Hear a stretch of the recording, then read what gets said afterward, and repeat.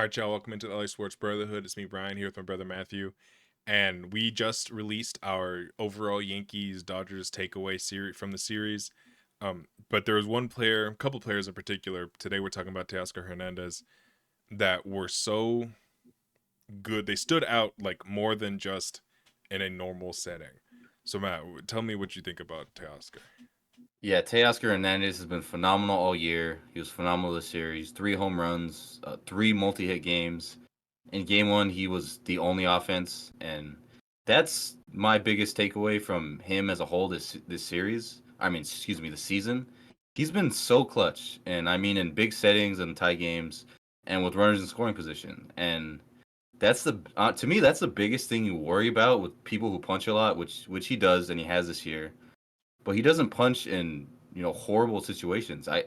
He's having great at bats with 2 strikes. He's having great at bats with 2 outs with runners in scoring position because he hits mistakes in the zone, and you know he'll work the count full, and if he gets a hanging slider, he'll hit it to the offside.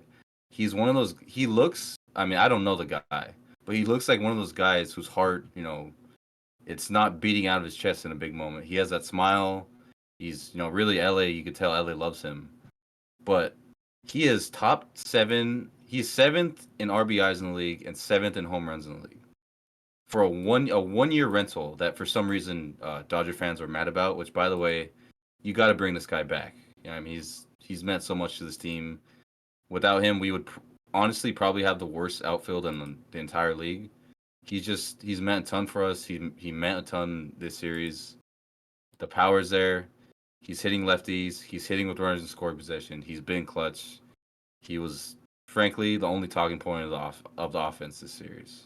Yeah, you were not exaggerating about them having the worst outfield in baseball if Teoscar was gone. Because if you like Kike Hernandez, Chris Taylor, James Outman, Andy Pajes, Jason Hayward, that's the outfield we have right now without Teoscar. So genuinely, he has saved this team in a lot of ways.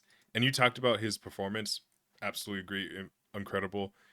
But what I want to focus on actually, and kind of toss back to you, like you mentioned it a little bit, but there's a big extend Teoscar like contingent online. And frankly, I agree. I The Dodgers do have some really exciting outfield prospects coming up, but none of them are close to being ready to the MLB or to the majors. And frankly, if you have a guy that the clubhouse loves and the city loves and loves being here, just extend I mean, again, he has to be amenable to an extension. He'll have to want to be here, like extend and not be a free agent. Obviously, all that stuff. And the Dodgers kind of don't do that. But he is somebody that you just need to lock in. Because even in his down year, which was last year, he had a 741 OPS and a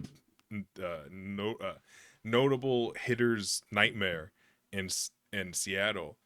That's still better than every single outfielder we have right now. And that is not an exaggeration, once again. And he played 160 games last year. It wasn't even platoon. So yeah, we're kind of talking to a wall, I guess, because obviously we don't have any influence or whatever. And also, I think most people kind of agree.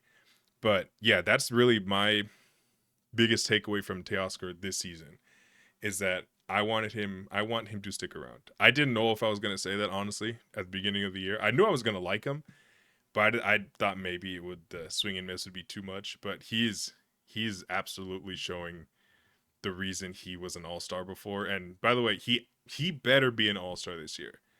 That like his production on its own is worth it. But if you look at the outfield in the National League around the league, it is horrible. Like Jurickson Profar is actually unbelievably had a good year, and he would and should be the leading vote getter for all National League outfielders right now. That's the state of outfield and frankly the majors, but especially in the National League. So yeah, sorry. I did more extension talk than like ball talk, Matt, but you can take it wherever you want. Yeah, I mean, I think it kind of covered the basis. The extra base hits were there this season. He's got to be extended. I mean, I don't know if there's a Dodger fan that wouldn't agree with him. Our outfield is not in a good place right now. And by the way, he looks like he loves LA. I mean, he came here for a reason. He came here to compete. He came here to play in big moments. With, I mean, kind of honestly, kind of tells me enough. This was the guy that me and you have talked about this for like 3 years now. We need guys like this, power bats, energy bats, not freaking.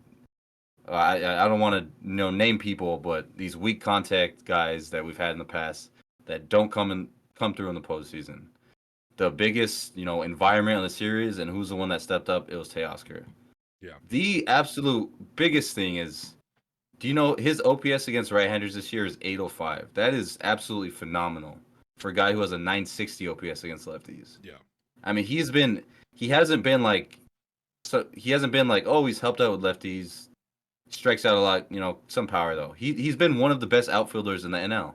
Like I said, he's top 10 RBIs and home runs, and that's a guy who's hitting behind Smith, Muncy, Freeman, Mookie, and Freddie. Who, I mean, right now, that's like six bad players, but we know those are MVPs and All Stars.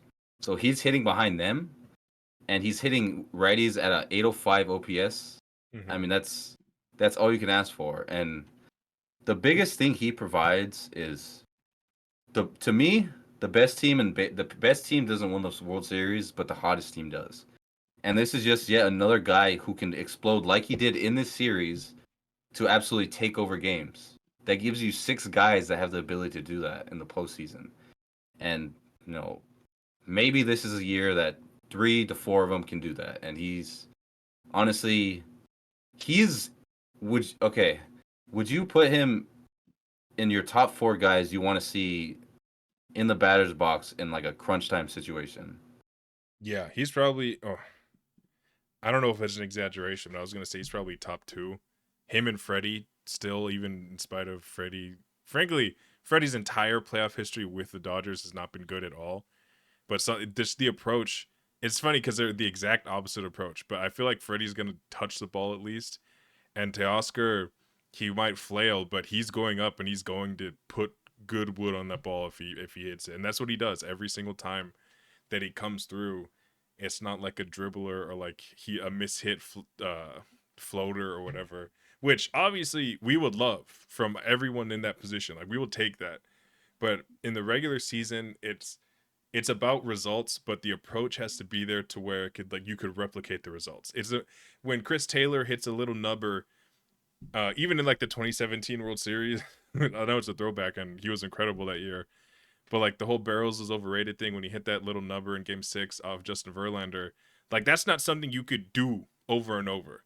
But if you get 96 inside, you pull your hands in and you send it 400 to left center.